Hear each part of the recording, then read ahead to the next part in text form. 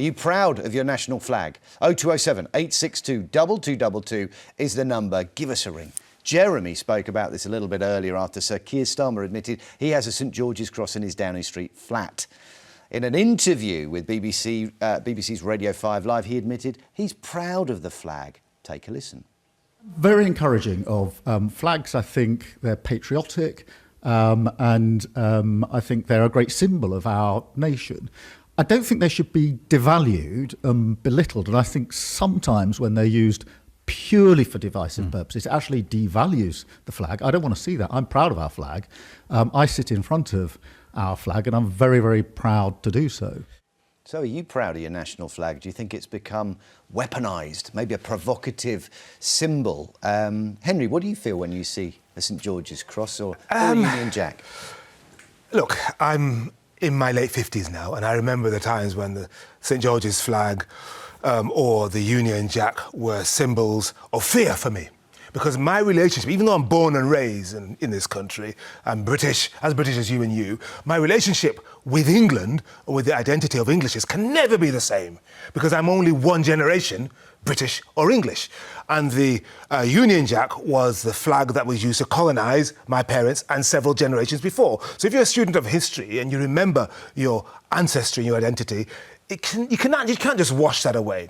In its modern incarnation, at the Olympics, or with the Lionesses when it's crossed at St George, and they've won, and it's a gold medal for Keely Hodgkinson in the 800, I'm there cheering like everybody else, because that symbol of Britishness or Englishness is one that I feel involved in. But when I see the flags being paraded outside these asylum hotels, that's an exclusive kind of Englishness or Britishness that doesn't include me. But particularly the Union flag is a flag of union, of uniting different people, of diverse nations coming together under one flag. Talk to Scots about the Union flag, though. Yeah, but it should be... They call it the butcher's flag. Something where we can celebrate the diversity of the country that we're in. Why do you see it in that way where... Is it our colonial past that makes... Of course! Because, I mean, I'm only one generation British, you know, so my parents, when they saw that flag in the Gold Coast, they would have seen that as the flag of the master, the flag of the people who control us, the flag of the people who tell us about our history and who our king or queen should be. Now, I can't pretend that didn't happen. It didn't happen to me directly, but I live with the legacy of it. Does it still have that effect where you see it on a lamppost or a motorway overpass? Yeah, because I know what that's about. That's about people saying, we've had enough.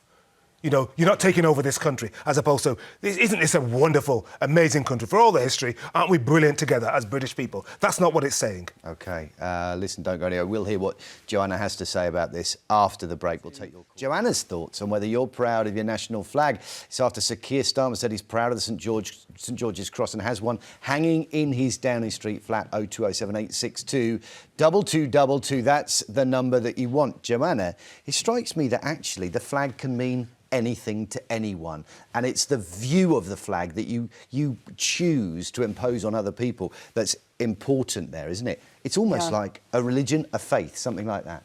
Absolutely, and I think, you know, it's not often I agree with something that Keir Starmer said, but I think he was actually really concise about what he said in that clip.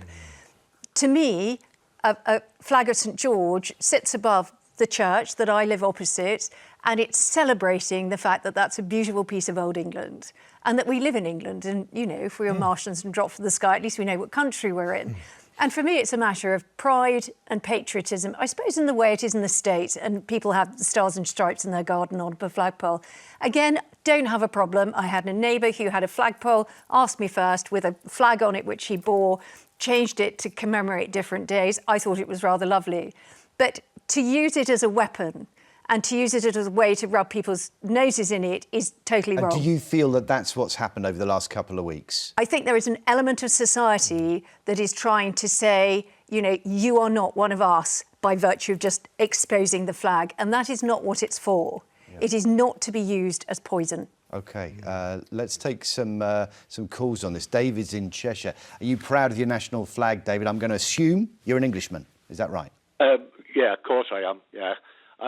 Proud doesn't come into it, really, in the situation that's going on today. I watch the television, the news and all that. I see the protesters outside the hotels, interviewing them.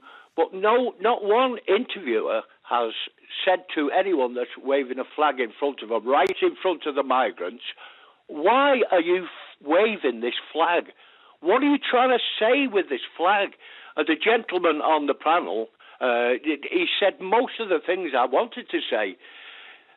I'm 82, and I go back to the other protests that's gone on now and again. National Front, BNP. I'm waving a flag. I don't want whites in this. I don't want blacks in this country. Yeah.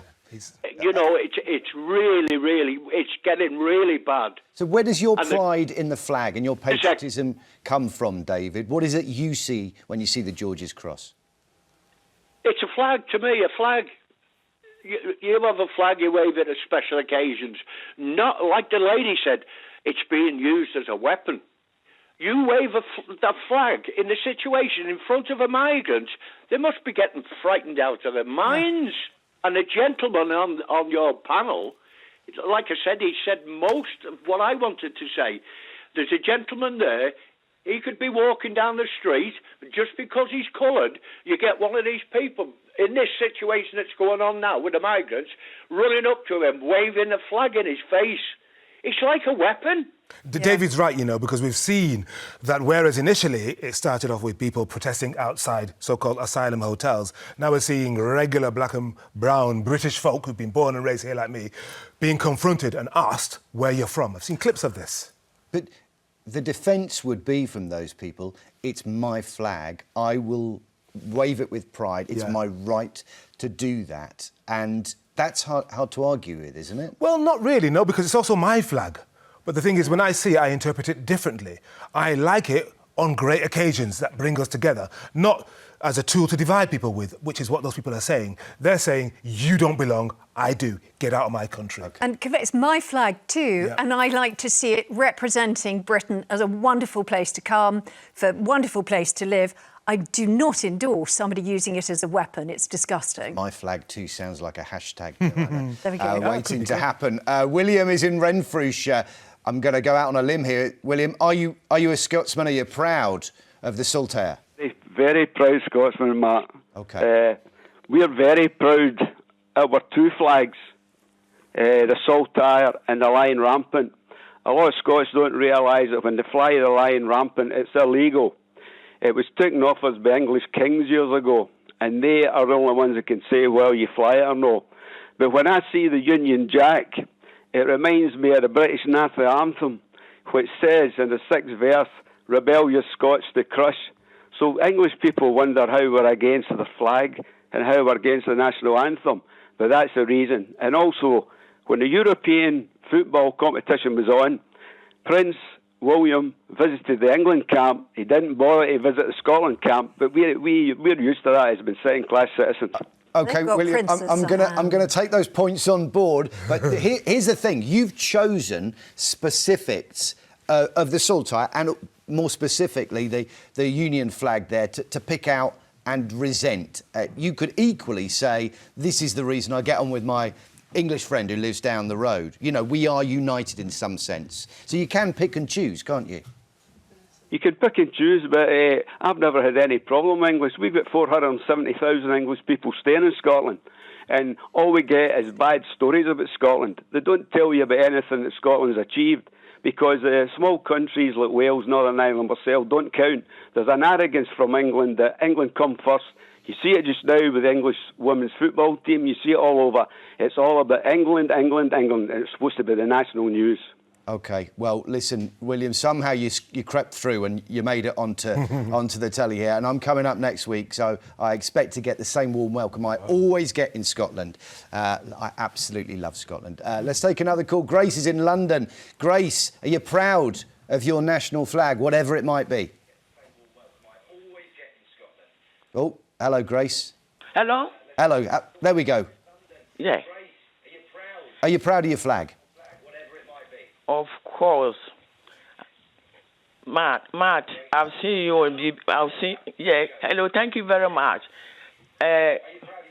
I'm very, very proud. OK. Tell Bonsu, I'm from Ghana. I'm from Ghana. Great. Yeah. Yes. So you know with the Ghanaian flag, red, green and gold, red for the blood, green for the fertile lands and gold for the gold of the Ashanti Kingdom and the black lodestar to I'm point from towards the Ghana. future. If Yes. Yes. Bon, yeah. Oh. Bonsu. Grace, Yeah. I'm going to ask you to turn your telly off, Yeah.